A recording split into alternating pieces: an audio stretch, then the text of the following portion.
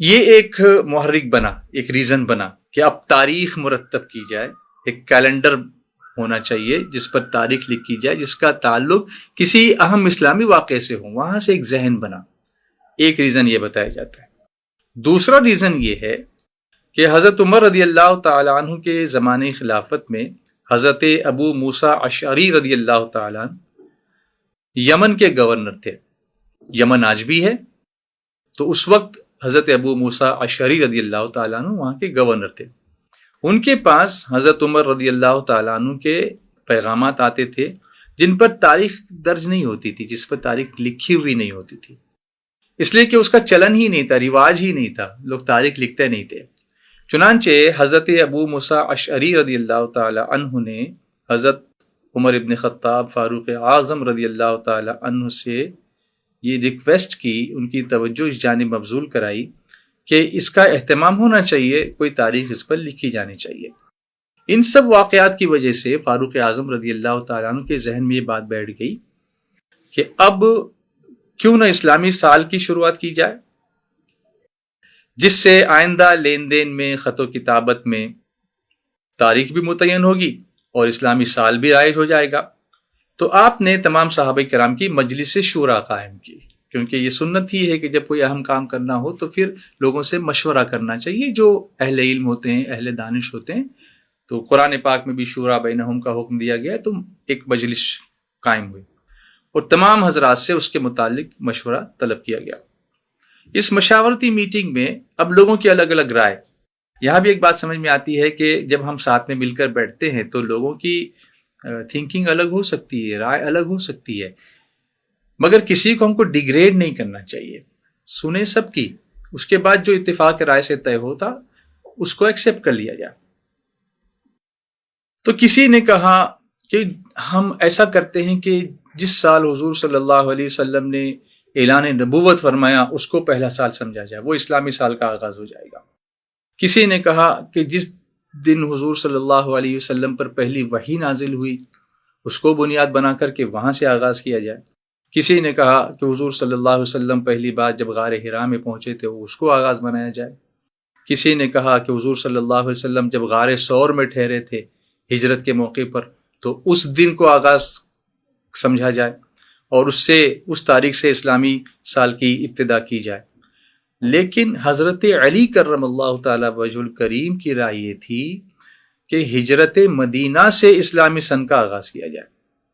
جس سال حضور صلی اللہ علیہ وسلم نے مکہ مکرمہ سے مدینہ منورہ ہجرت فرمائی اس سال کو بنیاد بنایا جائے اور وہاں سے ہجری سن کا کیلکولیشن شروع ہو، پہلا سن ہجری اس کو مانا جائے۔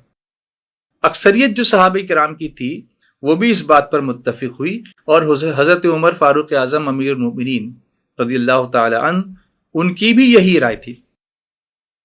اب آگے جب بات بڑھی، اب مشورہ کر کے یہ تو طے ہو گیا کہ ہجرت کو بنیاد بنایا جائے، اس لیے اس کو ہجری کہتے ہیں، جو ہم ہجری کہتے ہیں اس کی وجہ یہ ہے۔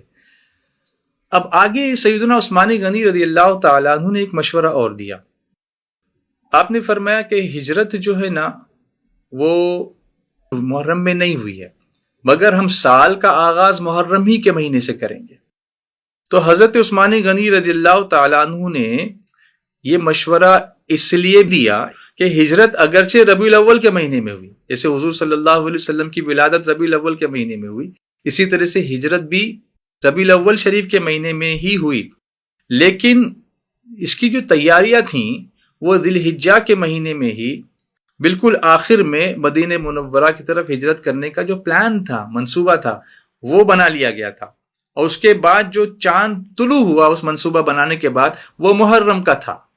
تو اس طرح یہ ساری نسبتیں اس طرح کنٹینیو ہوئیں، یعنی ہجرت کا پلان ذی الحجہ میں بنا، اس کا ایگزیکیوشن کا سسٹم جو شروع کیا گیا وہ محرم میں ہوا، اور ایکچوئل ہجرت جو ہیپن ہوئی وہ ربیع الاول میں ہوئی، جو حضور کی ولادت کے مہینے سے بھی کوئنسائڈ ہو رہی ہے۔ تو اس طریقے سے کئی تاریخی واقعات کا ایک سنگم ہے جس کی وجہ سے ہجری سال وجود میں آیا۔ چنانچہ باتفاق رائے 17 ہجری میں ہجرت مدینہ سے منسوب ماہ محرم الحرام سے اسلامی سال کا آغاز ہوا۔ ہجرت ہوئی تھی، اس کے 17 سال کے بعد یہ سسٹم لایا گیا. اس کو سمجھیں، اتنے سالوں کے بعد یہ سسٹم اس کا آغاز ہوا. اب اس کا جو سگنیفیکنس ہے اس واقعے کا کہ صحابہ نے یہ ذہن کیوں دیا، میں نے آپ سے کہا نا کہ جو دوسرے سال ہیں، جو دوسرے کیلنڈرز، اس کے پیچھے کچھ محرکات ہیں. کسی راجا کی پیدائش، کسی راجا کی وفات، کسی کی تخت نشینی، کسی کی تاج پوشی. تو وہ ہسٹری سے لوگوں کو کنیکٹڈ رکھنا چاہتے تھے. صحابہ کو یہی ذہن تھا کہ اگر ہم اس کو بنیاد بنائیں گے تو اس کے پیچھے سبب یہ ہوگا کہ سال کے آغاز سے ہی مسلمانوں کے ذہن میں، ان کے دماغ میں ہجرت نبوی کی یاد تازہ ہو جائے گی. اور اس سے یہ بھی تازہ ہو جائے گی بات کہ یہ ہجرت جو تھی وہ اسلام کی سربلندی کے لیے تھی، اعلاء کلمت الحق کے لیے تھی. اکثر لوگ ہجرت کرتے ہیں، آج بھی لوگ ہجرت کرتے ہیں، جانور بھی ہجرت کرتے ہیں. اگر آپ افریقہ کے، کینیا کے، مسائی مارا کے میدانوں میں جا کے دیکھیں تو لاکھوں جانور سال میں 2 مرتبہ ہجرت کرتے ہیں. لیکن ان کی ہجرت کھانے پینے کے لیے ہوتی ہے. انسان ہجرت کرتا ہے ڈالر کمانے کے لیے، امریکہ چلا جائے گا. پاؤنڈ کمانے کے لیے انگلینڈ چلا جائے گا، ساؤتھ افریقہ چلا جائے گا، یا پھر گلف میں چلا جائے گا. تو اس ہجرت کا بھی محرک کیا ہے؟ کمائی ہے، پیسہ ہے.